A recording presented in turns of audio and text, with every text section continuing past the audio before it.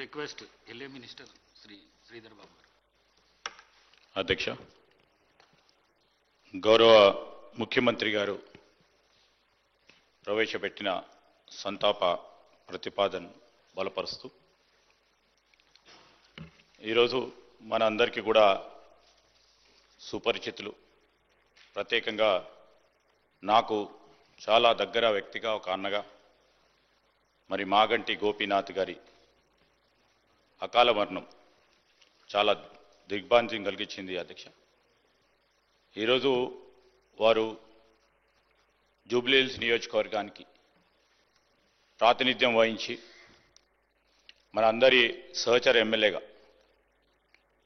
ఈరోజు మన మధ్యలో లేకపోవటం కూడా చాలా బాధాకరం.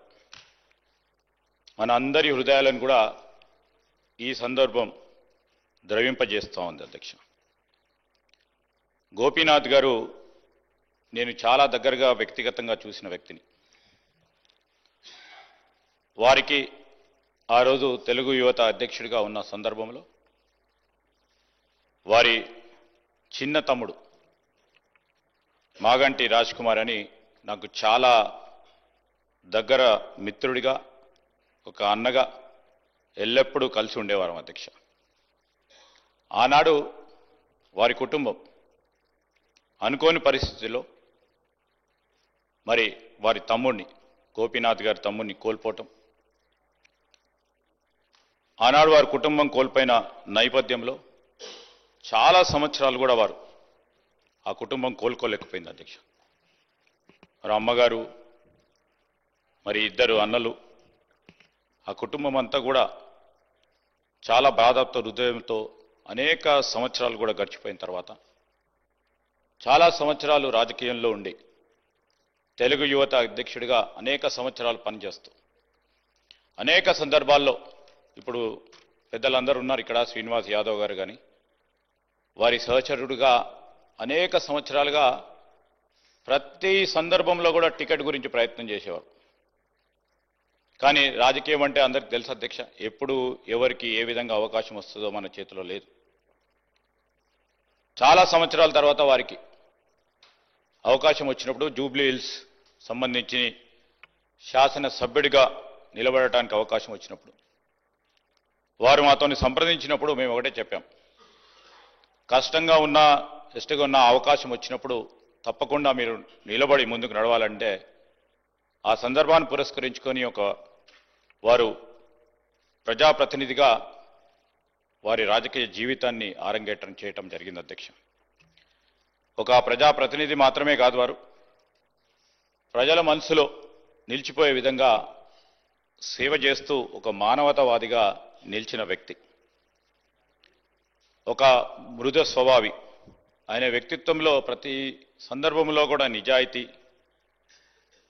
అందరితో కూడా కలిసిమెలిసి మెలిగే గుణం ప్రధానంగా కనిపించేవి అధ్యక్ష.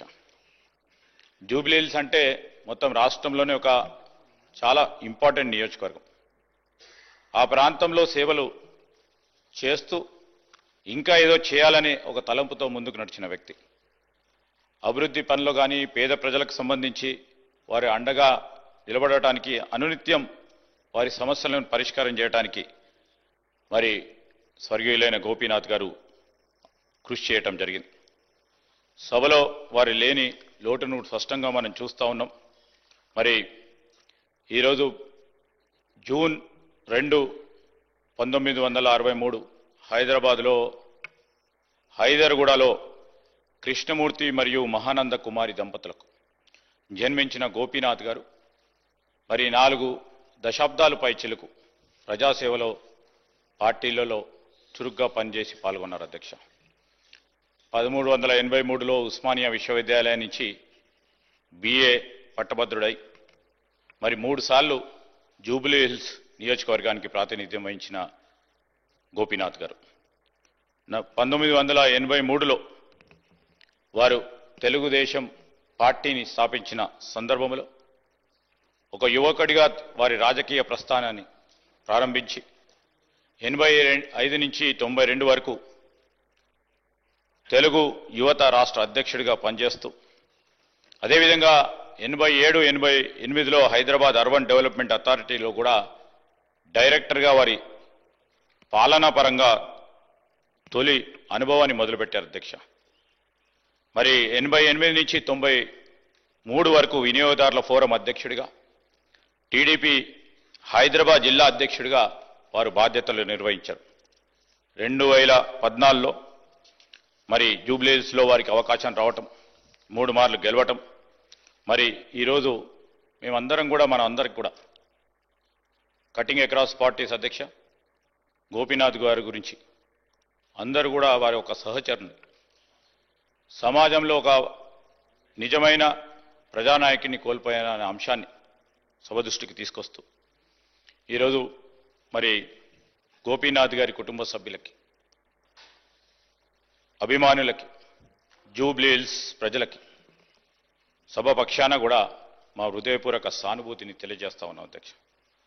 ఆయన ఆత్మకు శాంతి చేకూరాలని, ఆయన చూపిన మార్గం, ఆయన నడిచిన మార్గం, మంచి పనులు చేసిన మార్గం మనకు అందరికీ కూడా ప్రేరణగా నిలవాలని మనసారా కోలుకుంటూ వారి కుటుంబ సభ్యులందరికీ కూడా మరి ప్రగాఢ సానుభూతిని తెలియజేస్తూ సెలవు తీసుకుంటున్నాను అధ్యక్ష.